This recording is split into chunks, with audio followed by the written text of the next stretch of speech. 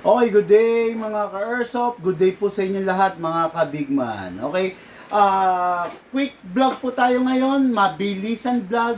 Siyempre para sa ating ka-Airsoft na nagpapaship ng ating unit. Okay, intro ko lang muna sa inyo to. No? So, dito sa Bigman, hanggat maaari, ang gusto namin at ang bagay na gusto kong iserve sa bawat ka-Airsoft natin is yung mga upgraded unit.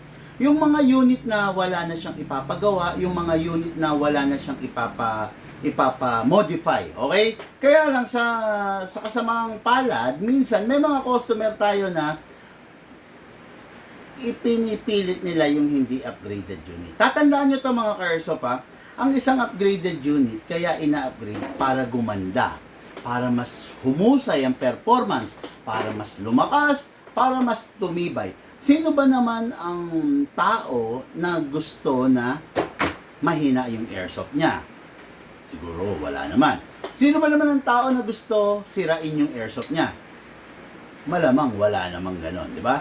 Sino ba naman ang taong gusto walang kakwenta-kwenta yung nilalaro niya? Malamang walang ganon.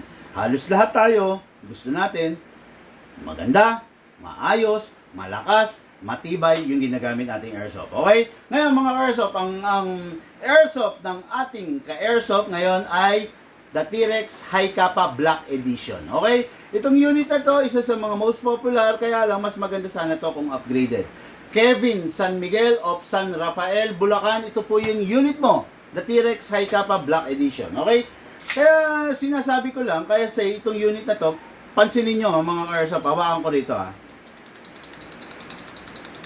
Kita nyo, kumakalog siya kasi, ayun o, tingnan nyo yung barrel. Kita-kita nyo naman, di ba? Kaya siya kumakalog na ganyan kasi hindi siya upgraded. Pakita ko sa inyo yung sinasabi kong upgraded. Okay, papakita ko sa inyo kung ano yung upgraded. Ito, silver edition naman to. Iba to, okay? Kaya makikita nyo, lagay ko rito hindi siya kumakalog. Tingnan niyo yung inner barrel versus the outer barrel. Walang clearance, hindi kumakalog. Pero tignan niyo to. Ayan yung inner barrel niya. Tignan niyo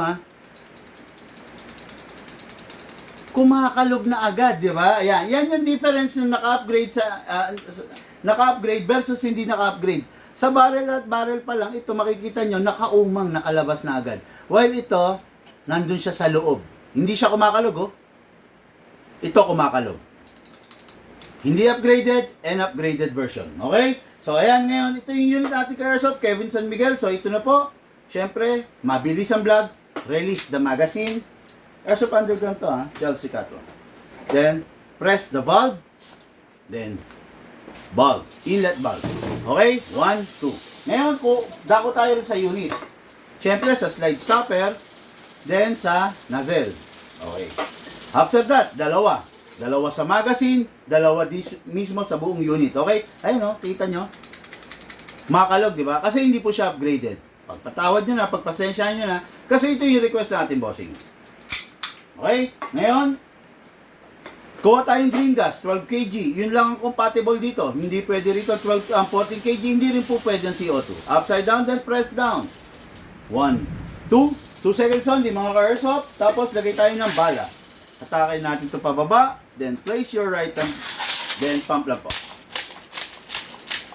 Okay.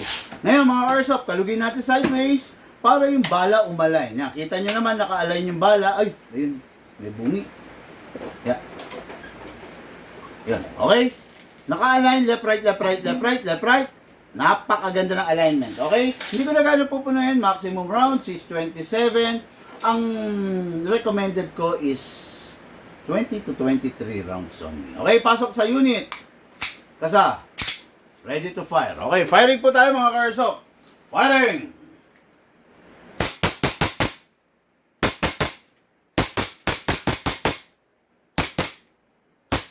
Open slide. Kasi po wala na siyang bala. Next thing to do, release the magazine. Release the slide. Ito ang downside ng mga budget meal edition. Pag hinatak mo, pinulbak mo, hindi siya magre-release. Kailangan tulungan mo pa. Ito. Hatak. tulong dito. Ito. Then, ayun. Pero pag mga high-end dyan, bitaw agad yan. Okay? Tapos, ito na po. Magazine natin, ito, high kappa.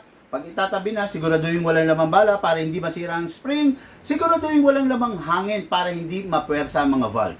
Pasingawin.